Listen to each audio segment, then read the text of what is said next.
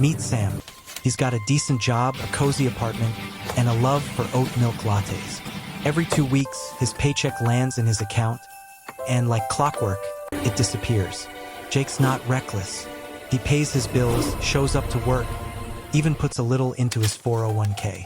But somehow, he's always broke by the 20th of the month. Sound familiar? He's not living large, just living. A few dinners out, a streaming subscription here, a new pair Everything's of going to be sneakers okay. there. Nothing crazy, but it adds up. And before he knows it, he's dipping into his savings. Again. He tells himself, next month will be different. But it never is. Because Jake's stuck in the paycheck mirage, where income rises, but savings stay dry. He's living for the next deposit, not realizing he's sprinting on a treadmill going nowhere. The more he earns, the more he spends.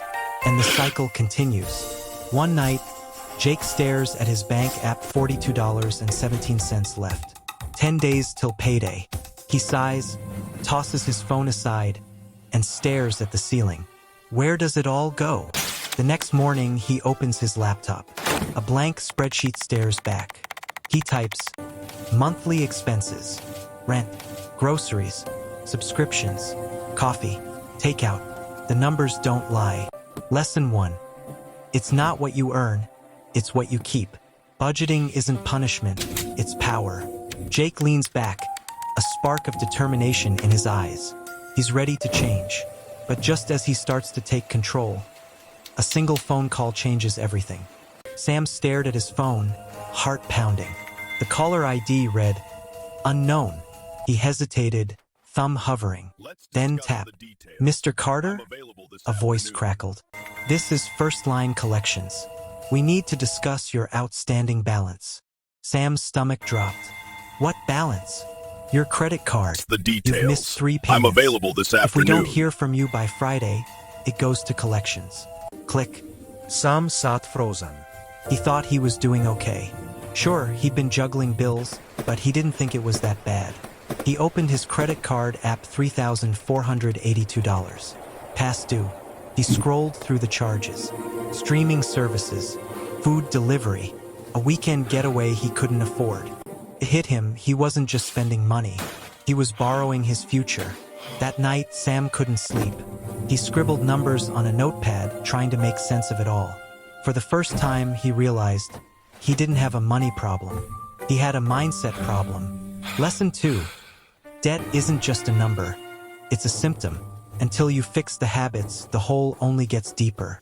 Sam took a deep breath. Tomorrow, he'd face it. Call the bank. Cut the card. Start fresh. But then, a knock at the door. And what was waiting on the other side could change everything. Subscribe now to follow Sam's journey, because the next step might just be the one you need to. Don't miss Chapter 3. It's about to get real. Sam stared at the envelope in his hands. Thick, heavy.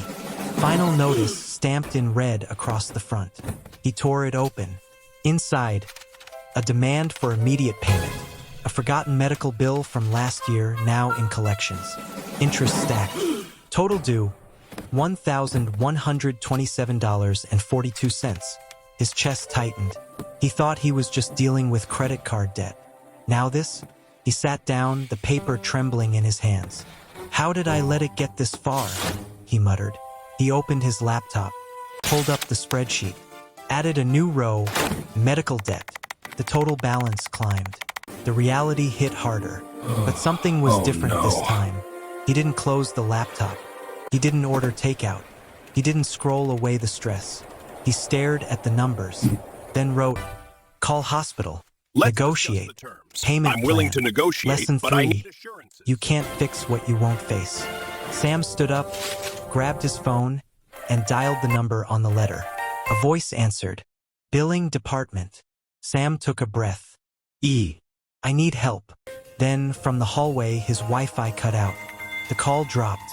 Sam stared at the screen. Your account has been flagged for unusual activity. He opened his banking app. A $219 charge from a store he didn't recognize. Another for $47. Then $89. All within the last 24 hours. His heart pounded. He hadn't used his card since yesterday's coffee. He called the bank. After a long hold, a rep confirmed it. His card had been compromised. The charges were flagged, but the account was frozen. No access to funds for 5 business days. Sam sat in silence. Rent was due in 3. Groceries were low. His emergency fund? Still just an idea on paper. He looked around his apartment. No backup plan. No question. Just him, a locked account, and a growing list of financial fires. He grabbed a pen and wrote one word in all caps: cash. He needed to rethink everything. No more autopilot. No more assumptions. If he was going to survive this, he had to get ahead of it. Lesson 4. If you don't control your money, someone else will. Sam opened his drawer, pulled out an old envelope, and started stuffing it with the few bills he had left. Then his phone buzzed again. This time it was his employer. Text message. "We need to talk." Sam stared at the message. "We need to talk." His stomach twisted. He knew that tone. He'd heard it before, right before layoffs at his last job. He walked into work the next morning, heart pounding. His manager called him into the office. The door clicked shut behind him. "We're restructuring," she said. "Your role is being phased out." Just like that. 2 weeks severance. Health benefits for 1 more month. Polite handshake. And then nothing. Sam walked out of the building in a daze. No job. No income. No safety net. He sat on a park bench watching people rush by. Everyone looked Everything's like they going had to it be together. okay. He felt like he was unraveling. But then he pulled out his notebook, How am I going to meet flipped up? past the budget, the debt plan, the payment schedule. He turned to a blank page and wrote, "What I still control." He listed time, skills, effort, choices. Lesson 5. When life takes your paycheck, don't let it take your power. Sam took a deep breath. He'd been knocked down before, but this time he had a plan. He opened his laptop, typed "freelance work from home," and hit search. One listing caught his eye. He clicked. Then his screen went black. Sam stared at the black screen. His laptop had shut down, completely dead. He tried restarting it. Nothing. Just a faint clicking sound and a blank display. Panic crept in. That freelance listing he'd found? Gone. His budget spreadsheet? Gone. His resume? Gone. He sat in silence, the weight of everything pressing down. No job, frozen bank account, and now no laptop. He grabbed his phone, searched for repair shops. The nearest one quoted $180 just to look at it. He had $62 in cash. Sam walked to the library, found a public computer, logged in, started from scratch. He rebuilt his resume from memory, recreated his budget, reopened the freelance site. The listing was still there. He applied. Then he opened a new document and typed, "Skills I can monetize. Writing, editing, data entry." He wasn't sure what would stick, but he was done waiting. Lesson 6. When the system breaks, build your own. Sam printed his resume, folded it neatly, and slipped it into his bag. As he walked out of the library, his phone buzzed again.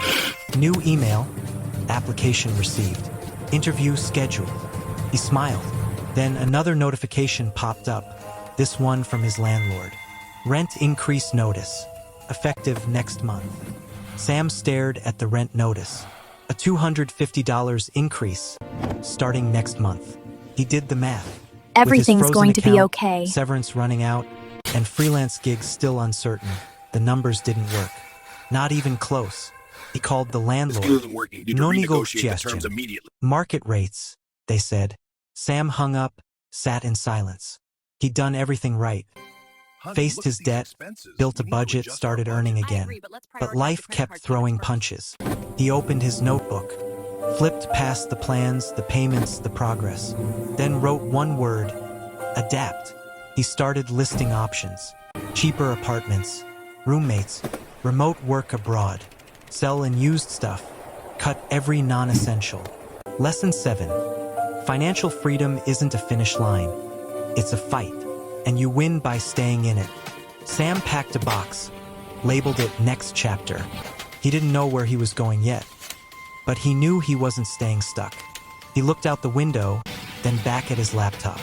A new freelance client had just replied, "Let's schedule a call." He smiled. The journey wasn't over. It was just beginning.